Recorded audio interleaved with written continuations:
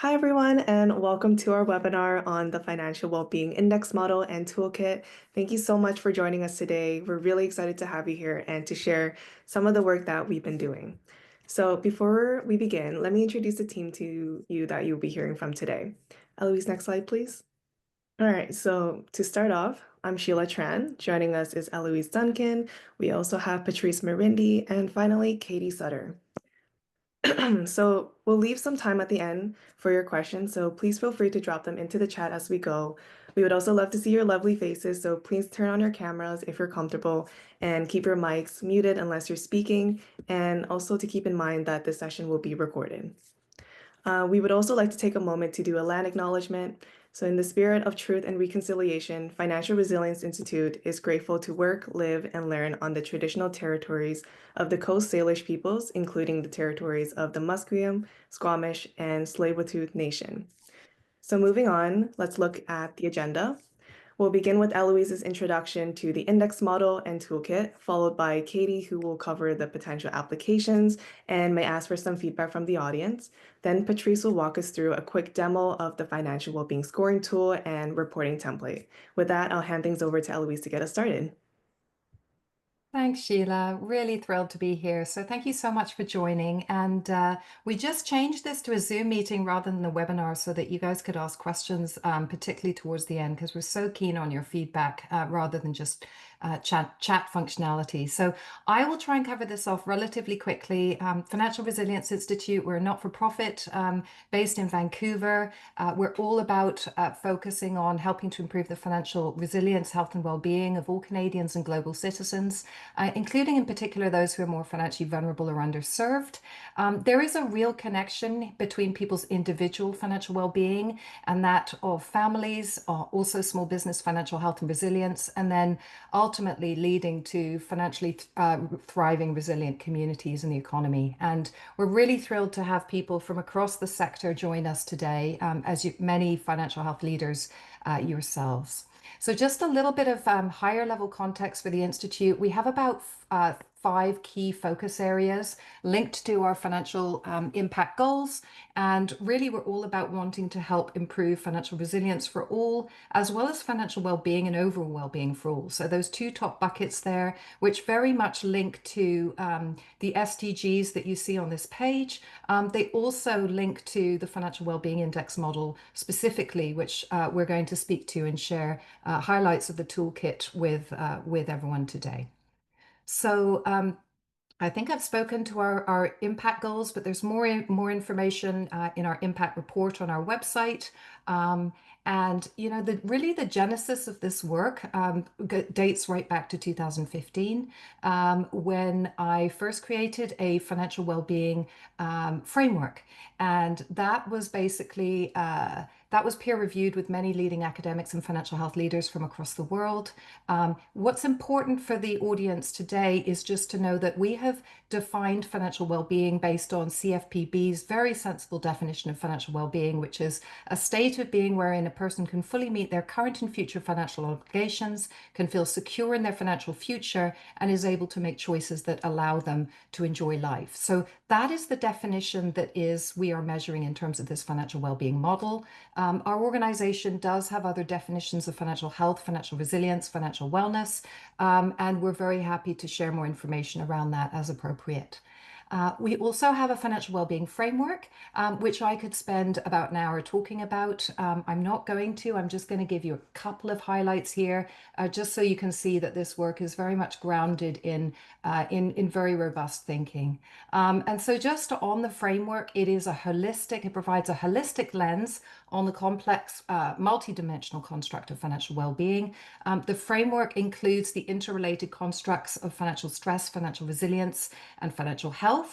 It was developed based on extensive desk research of the best financial health capability and studies from around the world, and peer reviewed with many organizations over a year and a half. And it does provide the framework for the financial well-being study, which is the longitudinal financial well-being study instrument that the Institute has, which is the sort of grandmother of many of the indicators and has applications in other countries.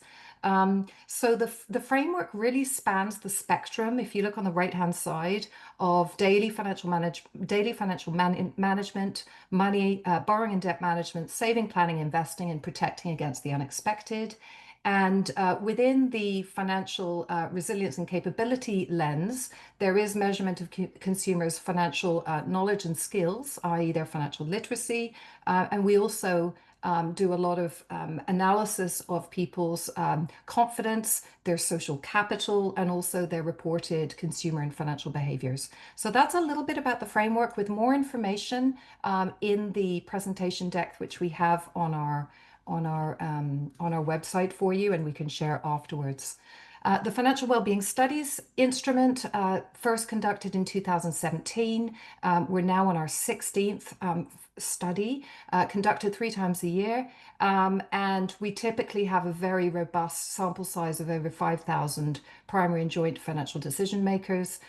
We leverage Angus Reid Forum's engaged panel. The Institute does all the analytics ourselves. And what we do is, with clients and partners that work with us, we add customized questions to what is their study, conducted annually or as often as they like. And we smash things against the index and against the different indicators that we have.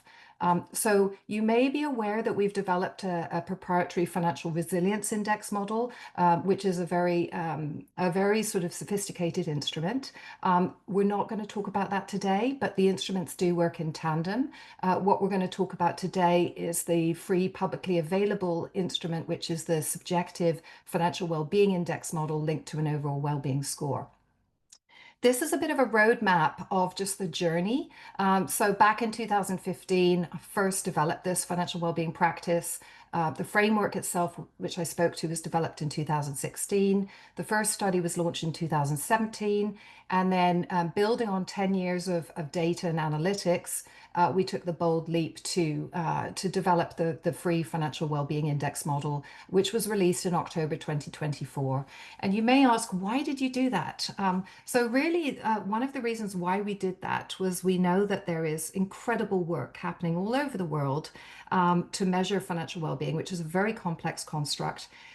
Banks and others have proprietary models. There's lots of different ways of measuring things. Professor Elaine Kempson, who's very much the grandmother and the leading world expert on financial well-being, has extraordinary measures and indicators of financial well-being. But we've heard through our partners, including organizations like UNISCA, that there was very much a demand for a simple, robust measurement tool which could be used by countries or different organizations around the world. So that's why I took the bold leap to develop this. Very timely. There was the G20 financial well-being policy paper published in October, and we are making this instrument publicly available and free for everyone. So that's the concept. The baseline of the index model is June 2020, but we have data that goes all the way back to 2017 for this. And this is our work is very holistic. We know that there are very much interrelated constructs of not only financial well-being, but also financial inclusion, financial empowerment, economic mobility. This is essentially about helping people move forward, helping more vulnerable populations move forward and change lives. And so, we have a number of different instruments that work in tandem. I'm very happy to provide more information offline with those who are interested. But the sort of 4 different areas that we're looking at here are financial resilience index model, the financial well-being index model, overall well-being score, and then the financial well-being studies instrument. Anyone who's interested in economic inclusion and mobility, we did publish a report in the fall of last year, which very much shows the intersection between people taking on side gigs and not facing barriers impacting their ability to work to earn money, and improved financial resilience outcomes. So that would just be an example of how we're using indices to help prove the linkages of certain interventions, policy programs, or supports on improved financial resilience and financial well-being outcomes, and ultimately health and well-being outcomes for Canadians and global citizens around the world. So we're going to be talking about the Financial Wellbeing Index model, which is on the right-hand side, number 3. If any of you have any questions around how the different instruments work together offline after this meeting, please just contact me anytime. And what we developed was basically, we're calling it a toolkit because it's got 3 components. So there's the actual index model itself, which we're giving away to the world. Then there is the financial wellbeing scoring tool, which my colleague Patrice is going to speak to. That is an excellent Excel tool which can be used and help with your reporting, etc. And then there's a very technical user guide and technical information document. All of these are on the website. And that enables people to essentially, without working with us, adopt the self-serve index and use it, embed it within your organization as you see fit. So that's the toolkit. And then in terms of the actual model itself, it's a very simple, beautifully simple, but robust model. And there are essentially just, so the key dependent variable, which is as close to that definition of financial well-being that we could get, is one's level of financial stress over my current and future financial obligations. So that's the dependent variable. And then we have three indicators. One is my level of financial well-being on a scale of 1 to 10, which we've been tracking since 2017. So that's my subjective level of financial well-being. Number 2 is my reported household savings rate with different ranges.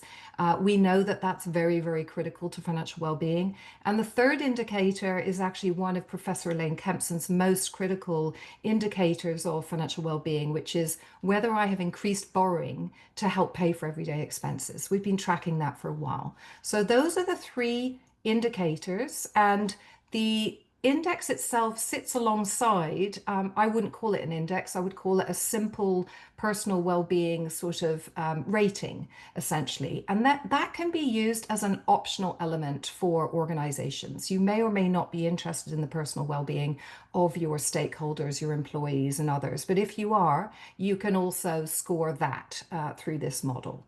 Similarly, that could also be used on its own for an organization that is actually just interested in measuring well-being, but doesn't necessarily want to measure financial well-being. So just a bit of a summary in the presentation on the which we'll share afterwards and in the pre-read, there's a lot more around the development methodology, which was very robust. But long and short, this is a linear regression model.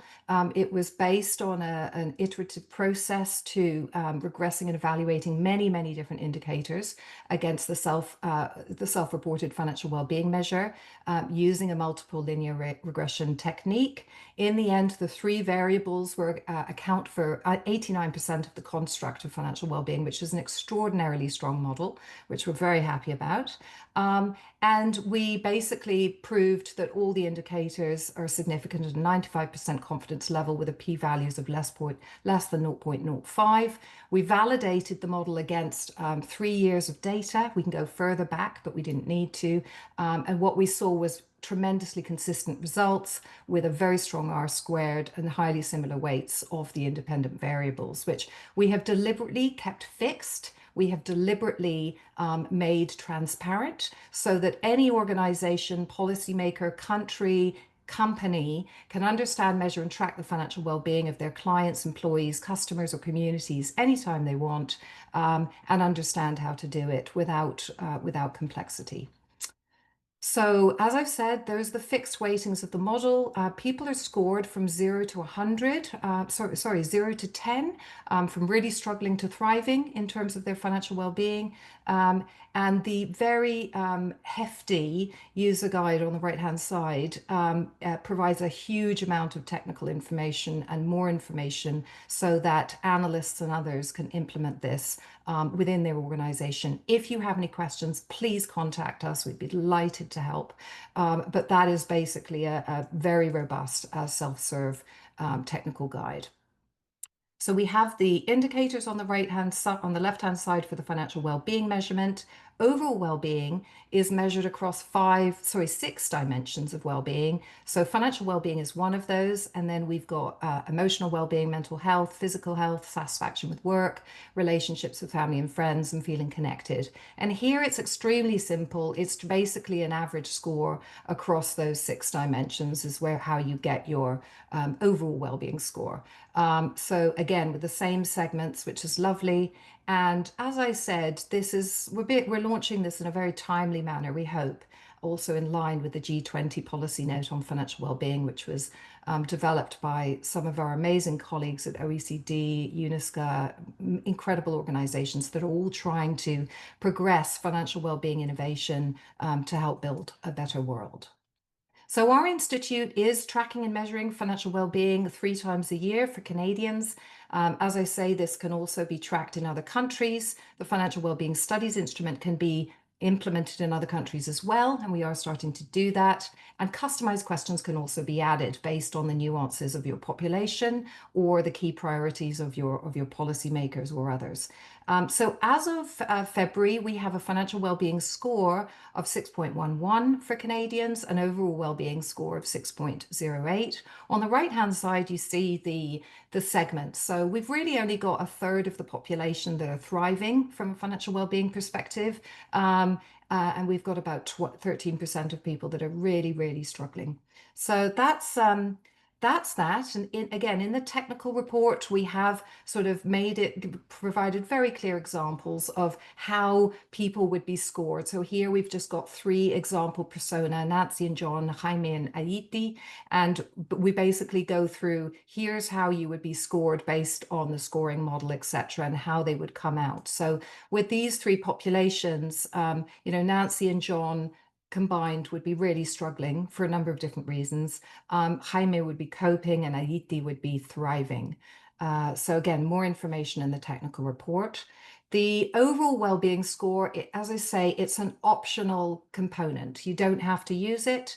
What we see right now for Canadians is that we have, similar proportion of people are thriving, 30%. We've got a lot more people coping in terms of their overall well-being compared to, compared to the financial well-being construct. And our organization has been measuring financial stress and the impact of financial stress on people's productivity at work, their relationships, their mental health, their physical well-being for many years. This data is more linked to the Financial Resilience Index model, which measures household financial resilience across 9 sentiment, behavioral, and resilience indicators. But what we see, and one of the reasons why we developed this new model, is that people that are more financially vulnerable, not surprisingly, or face systemic barriers, have lower levels of not only financial well-being, but they have lower levels of well-being across every single dimension. So this is the social policy case for countries to really focus on financial well-being. And what we've seen based on 10 years of grounded data is that there are significant opportunities for more targeted support by policymakers, by financial institutions, by innovators to help those who need more targeted support. So we're very excited to bring this index model as a gift to the world from our not-for-profit to help drive positive change. We are at the beginning of the journey here. This is not a silver bullet instrument. It's an instrument that's designed to complement other instruments as well and to build on the wonderful work and initiatives that your organizations are progressing. But we hope that this is valuable and look forward to getting your feedback on it. I'll now pass over to Katie, who will just share a couple of applications. Amazing. Thank you, Eloise. Can you hear me all right? Yep. Just wanted to double check. So yeah, thank you, Eloise, for sharing that overview of the Financial Wellbeing Index model. I'm sure that we're all anticipating getting to see the demo of the scoring tool soon, which we'll get to right after this.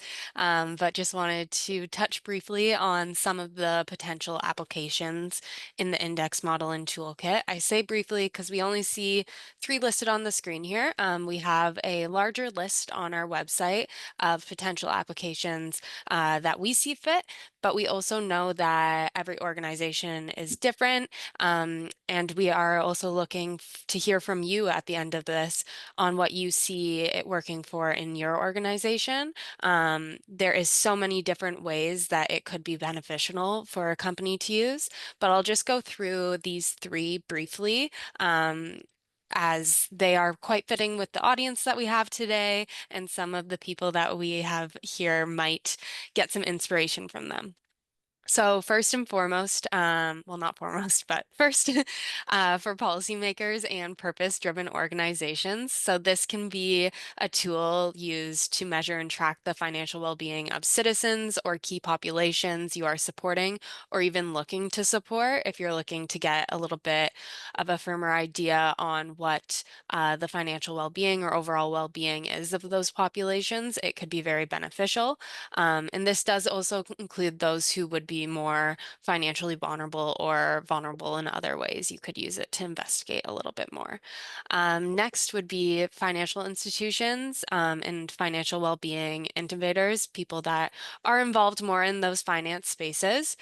So for financial institutions, we'd say that this tool can be integrated and complements customer analytics very well in order to measure, track, and gain a better understanding of the financial well-being of existing or prospective customers and communities. And then as well, the last one is for employers measuring their employees' financial well-being. This can be used to track and enhance the financial well-being of your employees. And you can also leverage the results to create targeted support programs, and it can be an ongoing thing that you include in employee surveys to understand if those supports that you're creating and putting into place are helping your employees and seeing results in a better financial well-being score. Eloise, is there anything you wanted to add to that? No, I think that's great. You did a wonderful job, Katie. I mean, I Awesome. think the one thing I would re-emphasize, and next week I'll be speaking around the sort of ability for organizations to utilize transactional and reported data in complement is, just the concept that this index really can complement other indicators, other reported instruments, and also transactional data. So, just to give an example, a bank may be tracking and know the proportion of their customers, for example, that not only have a primary bank account with them, but that they have X amount of savings in a savings account, as an example. So that's like transactional data that can be used in complement with looking at and tracking, the proportion of customers based on the subjective financial well-being index model,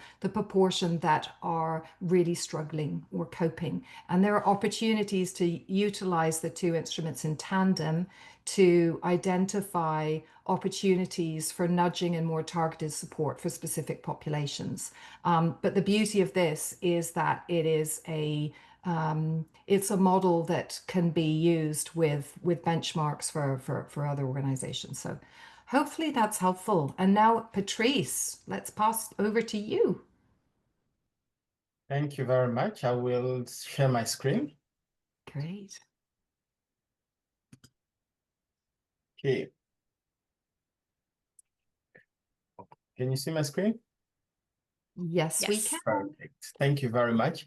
So here, as Eloise was discussing, and she says we wanted today many organizations are trying to find an easy tool that can be quickly used to assess the financial well-being or overall being of people. So that's what we tried to put together with the Institute, and this is what I'm going to present to you. Of course, there are a lot of details about the tools which are in our report, and we'll be happy to discuss offline if possible. But what I want to do is to just give you a kind of idea of how you can use the tool quickly. So we have different tabs, and on the first tab we have the guides. The guides give you the information about the tools. It gives you the two instruments that we are trying to assess. So we have the financial well-being, which is our financial well-being score. We have a tab on the data entry, standardization value, the indicators, which also give the information to the researcher about the question that they would ask, and also a summary tab. The same, we have the overall well-being score, a place to enter data, standardization indicators, and the summary tab. So basically, directly from the guides page, you can just click and it will take you directly to the tab you are interested in case you want to go through the different from our grid here, or you can go from tab to tab, depending on how you feel like you would like to use it. So we also have a info page, info link. If you have an issue, if you want to partner with us, if you have a question, you can always reach us through the different information on the guides tab. So, and we have provided in the guides a lot of information on how to troubleshoot some issues that you may face, maybe while trying to open the file, or maybe anything that would happen, and we are always open to assist. So I will quickly go to the two main one. I will go through the data entry and the summary page. So on the data entry, you would have something like this. It look like this. And we have also our summary page, which is look like this. So at first, as you will have something that is empty, obviously, right? And if you go to our summary page, you see it's empty, nothing is there. So you have different ways of inputting information, right? So you can, of course, collect your information through any platform, Google Form, Monkey, Survey, any platform that you want to collect the data. However, when they come to this tool, you can either first write them manually. You can put an ID. An ID can be a name of a person or just numbers, right? And then we have the financial well-being level. Depending on the respondent, you can select it manually. You can select all the answers manually. And the good thing with the tool is directly it will give you the profile of this person, right? So this is the first way you can do. The second way, which is the easiest way, would be to copy paste. But before that, we said we have three main indicators, but we also have the ID column. The importance of this is when you want to merge this data with your main data set, because you might have collected more data sets for the population and you want to do more analytics at the organization. So you will use the ID to do a row bind. So that's why we are adding this, which is not obviously part of any estimation. So as I say, you may finish to collect the information. What you will have your, you might have something like this, which is a bunch of data, and you will just easily copy paste everything. You just copy paste everything to the tool, and directly it will estimate all the information to the end. So you will have all the data. You don't need to do anything. Everything will be done automatically. And then assuming you have a PowerPoint that you want to report on, you just have your table, you have your graphs that are ready to use, and you can implement it in your report. So this is you can either do it through this report that you are providing, and you can also use it through Power BI or any other platform that you prefer to add to do your analytics. So the same way with the overall well-being, you will collect your data, you will have information like you can obviously put manually as for the first one, and then you can, based on the scoring of people, you can do it manually, but I don't think people will do it like this because it can be very tiring, right? You can see how much time it's taking for me to do it. Now, imagine you have 100 employees or 2 employees, so it will take you time, right? So the easy way you can collect, again, data through any platform that you feel comfortable with, you will have something like that, like this. Your data should look like this, right? And we just copy paste all the information through the platform, through our Excel, and then it will automatically as well give us all the information on the overall well-being of individual.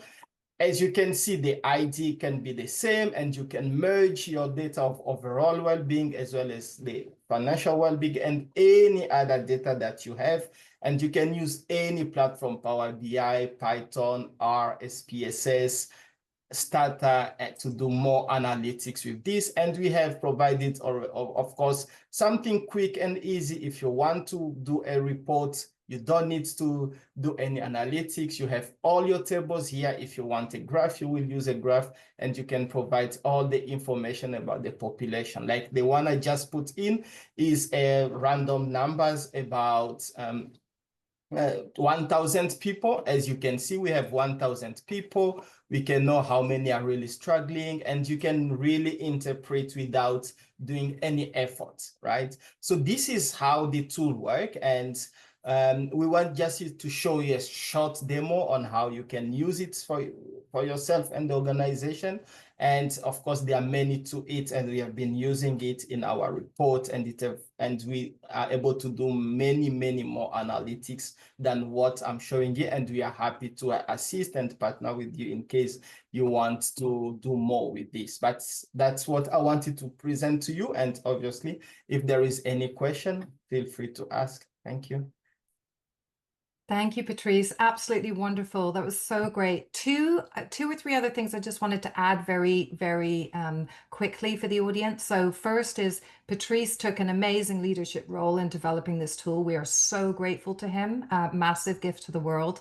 All of this is available through a free licensing agreement. So all you need to do is basically say that you're going to cite the Institute and our index model, and you can access this and the tool for free. So that's another point. The tool that Patrice developed, which is fabulous, scores up to 7,000 people, which is extraordinary. So it's really good. Our institute has also developed a free individual financial resilience index scoring tool linked to a bank of resources, which is separate. But this index goes right down to the individual household level.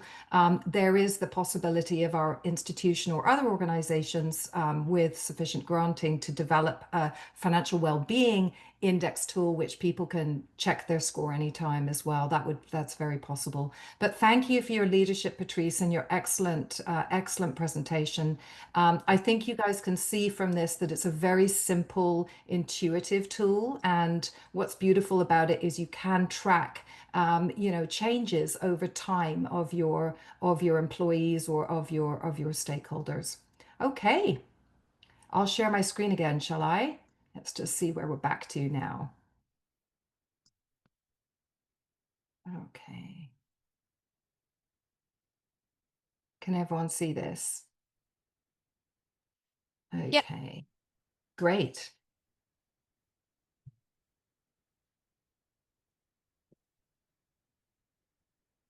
Amazing. So I think we are ready for the question answers and feedback on potential applications.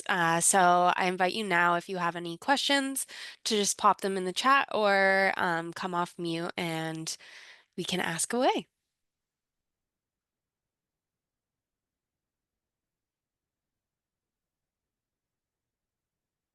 We got some great people. Don't be shy. Don't be shy. Have we got anything in the chat? You guys can also, we deliberately turn this into a proper Zoom meeting so you can use your voice as well. Hi, everybody. This is Troy Tisserand. Hey, Uh, Troy. hey, how's everybody doing? So Good. we have some deep data sets on some of the work that we do. So how would we go about using some of that just to come up and get a general sense of what's happening with our clients, I guess. Yeah, Not knowing kind of where they're at, and we started collecting stuff a long time ago, and then yeah, we just got busy. So yeah, just thinking absolutely. about how to kind of use that data set to add more value, I think, to what you guys do, and also, maybe gain some insights into some of our clientele. Yeah, no, great question, Troy. I really appreciate that, and it's lovely to have you join us. So, and your organization does wonderful work helping Canadians. So, I would answer it in a couple of ways. The first is I would answer it that, you know, you have the ability to do, I'm not sure what sort of studies you do with your clients that are basically taking the interventions, of your organization, but you have the ability to, if you want to start scoring their financial well-being and overall well-being, you have the ability to just essentially embed in these questions that we're sharing with you into that study and sort of smash things against the index, as it were. We are always working with organizations and helping to implement customized studies for them as appropriate.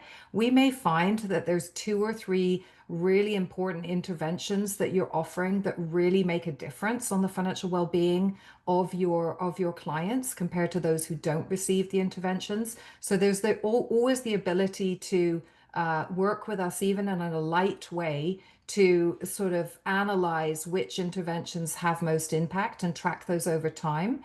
But happy to discuss further offline.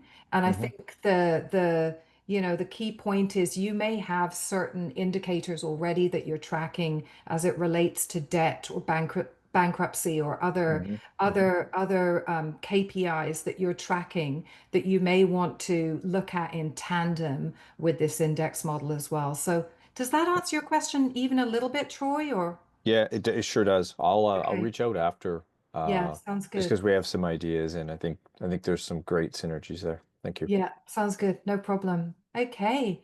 Awesome. Claire, or Claire then.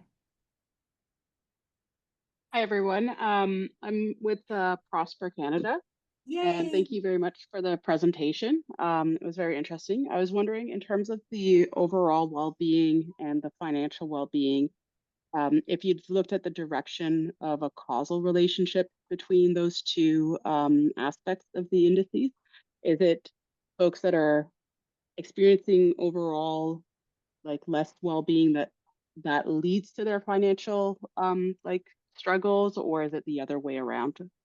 Yeah, gosh, that's a really profound question, Claire. It's an awesome question, and I'm going to encourage my colleague Patrice to answer this as well. But I would just say to you, this has been a 10-year journey for us, but this index model is quite new. We only released it in October, and so I would say to you that we have a very clear picture based on the other instruments in tandem with this one. So the financial wellbeing studies plus the financial resilience index model instrument, we have a very clear sense that people that are face systemic barriers, for example, barriers impacting their ability to earn money, etc., are much, much more likely, not surprisingly, to be facing financial hardship or to have lower levels of financial well-being or to be more financially vulnerable based on the financial resilience index model. But I think we see tremendous opportunities to do more analytics in terms of the causal piece. We're just at the beginning of the journey with this model itself. But we do a lot of sort of qualitative interviews with the customers and stakeholders of our partners and clients. And we often do, through the qualitative research, tease out that those causal relationships, they can be complex, and sometimes it can be a number of different aspects, controllable, that can make a difference for people. And people can move forward, but they can also slip back as a result of different factors that can impact them in their lives. Um, Patrice, do you want to add to that from a technical Yes, perspective? yes, yes. Like what we see, we cannot say a causality, right? But the trends are more or less close. But however, from the data that we have seen most of the time, people are doing a little bit better on the overall well-being compared to the financial well-being, right? Financial well-being, we always see a high number of people being really struggling compared to the overall well-being. But the trends, if we see the graphs, you will see that the trends are quite similar, but we cannot say this is causing the other or the other way around. It's more of the trend. Yeah, that's really helpful. And Claire-Hélène, we can have more time with you offline. And obviously, Prosper is a really valued partner of ours. But the other thing I would add to this, and we haven't done intersectional analysis yet from the financial well-being index model perspective. We've done lots on the financial financial resilience index model perspective. And when we do that, we see that there are tremendous increased challenges. So, for example, if you have a woman who is not just low income, but she's low income, she's a single mom, and she's a caregiver. She's facing those three different barriers. Her financial vulnerability and her financial well-being are going to be much, much more challenged than someone who's just a single mom or someone who's just low income. I don't know if that's helpful, but that, that sort of validates the criticality of the work of Prosper Canada and the financial empowerment ecosystem to help those who are most challenged. Ali, you've got your hand up. Yay! Hi, Eloise. Nice to see you again. And thank you for a great presentation from you and your team. I have a more technical question about the data that's collected for the index right now. And specifically, I'm wondering if you collect data from all provinces and territories. Yes, we Yeah. do. Okay. Yeah, we do. So yeah, but some of the, the Northwest Territories, I have to caveat. So we capture from all of the main provinces, from a representative sample of the population. But some of the Northwest Territories, are sort of outside of scope of the financial wellbeing index model. We can always do boosts and add to that for clients or partners, but it's primarily, obviously Quebec and the main provinces. Okay, so sorry, is there data from Northwest Territories or it's just not representative? It's not currently included. That's correct, Okay. isn't it, Patrice? Yes, definitely. We don't include not only for like when we are trying to make sure we ensure representativity of all provinces, and we usually have to make a very small sample size of those provinces, which will not enable us to do any meaningful inferences. So that's why we deliberately leave them. However, as Eloise was saying, if there is any client of us who wants to focus on those provinces, we will now do a boost in those provinces so that we will have a sample set that will enable us to do more analytics, more cuts and slicing, and more inferences and comparison. But as it currently stands, we deliberately leave those provinces, those provinces. That's great. Thanks, Patrice. And then I'm also wondering if the index has been validated among a specific population. So really good question. Again, early days. I mean, I think we have done some validation more like through, through some of the clients and partners that we're working with. But I think our goal really with sharing this index is that there would be opportunities for not only validation, but amplification of this tool in other countries through partners over time. So we know it's a very strong yet simple model. I think there's enormous opportunities for ongoing validation and also just refinement of it, like in concert with other instruments. I don't see us sort of refining the actual index model itself, but there definitely are opportunities to amplify and have it used in different ways with partners, including those who are most financially vulnerable. So yeah, we're excited to embark on that journey.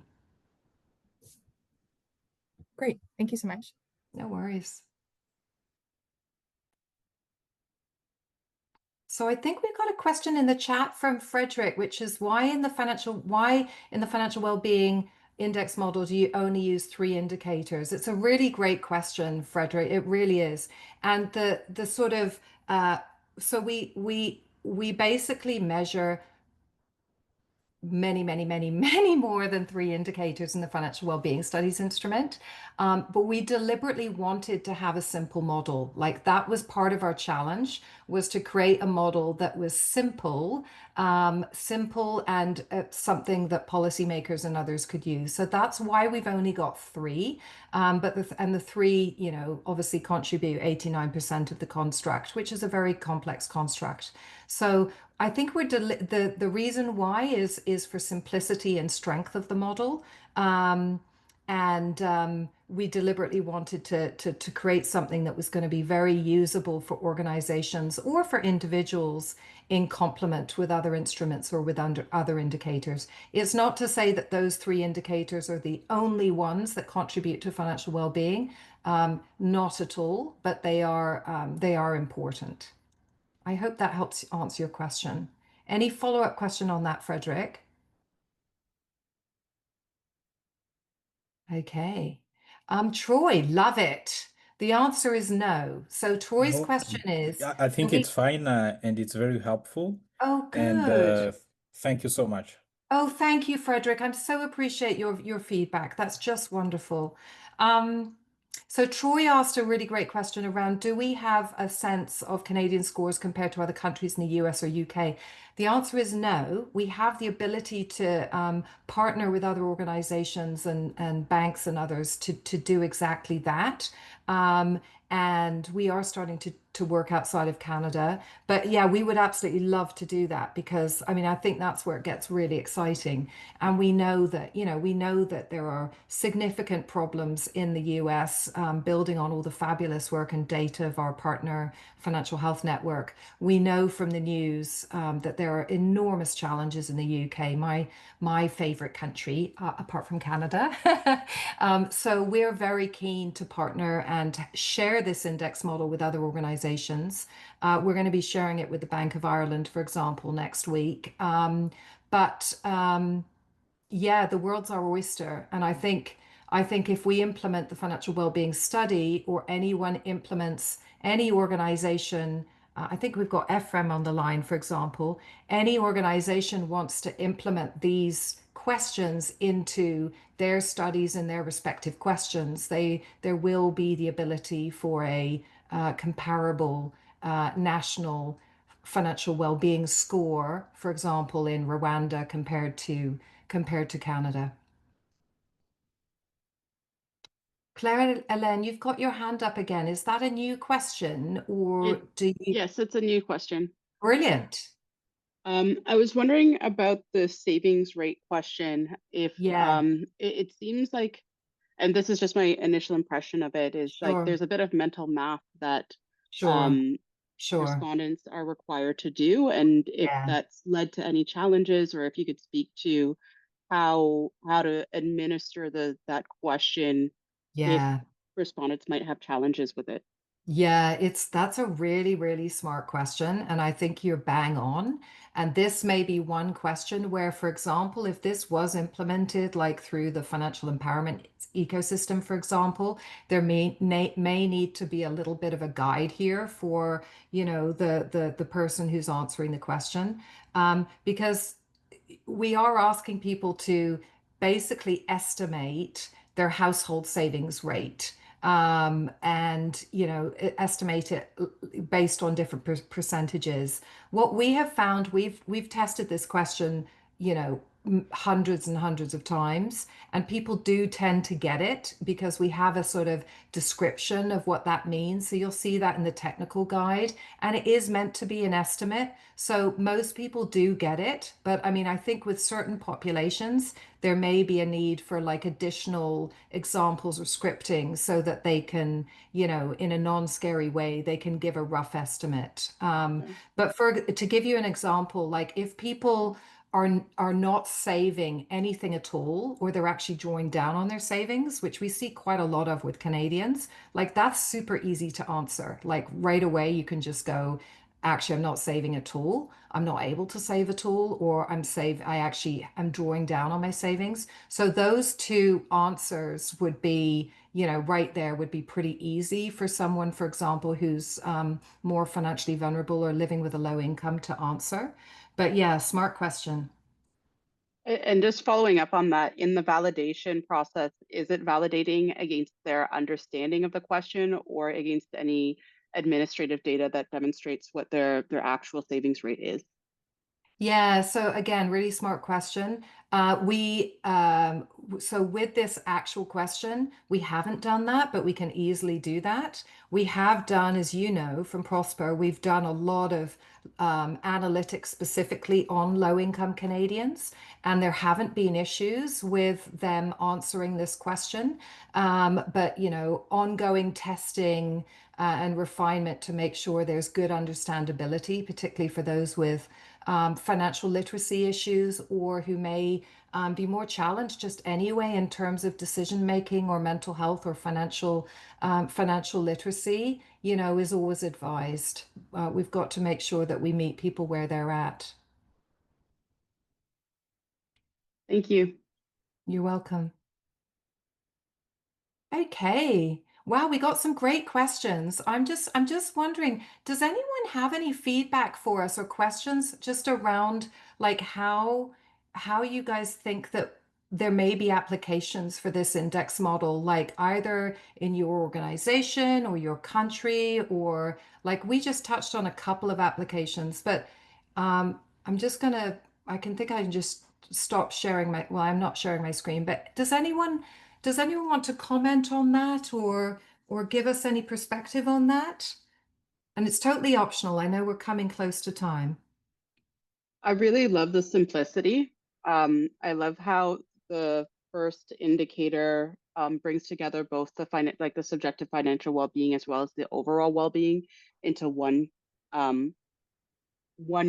question set. Yes, there's like 10 responses that are required, but it's all in one, and it's quite efficient. So I really like that about this tool. Thanks. Really appreciate that. Brilliant.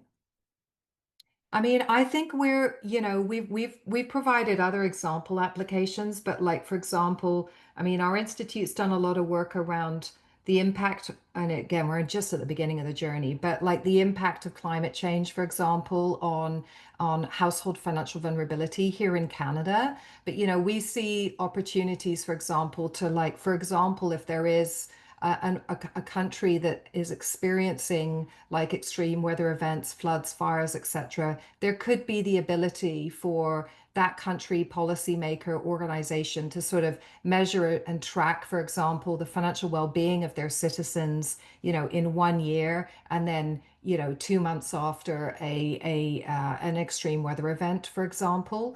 So we see opportunities with that, but also, I mean, we're hoping that this could be used just even with individuals that are wanting to drive positive change as well. You don't have to be an organization.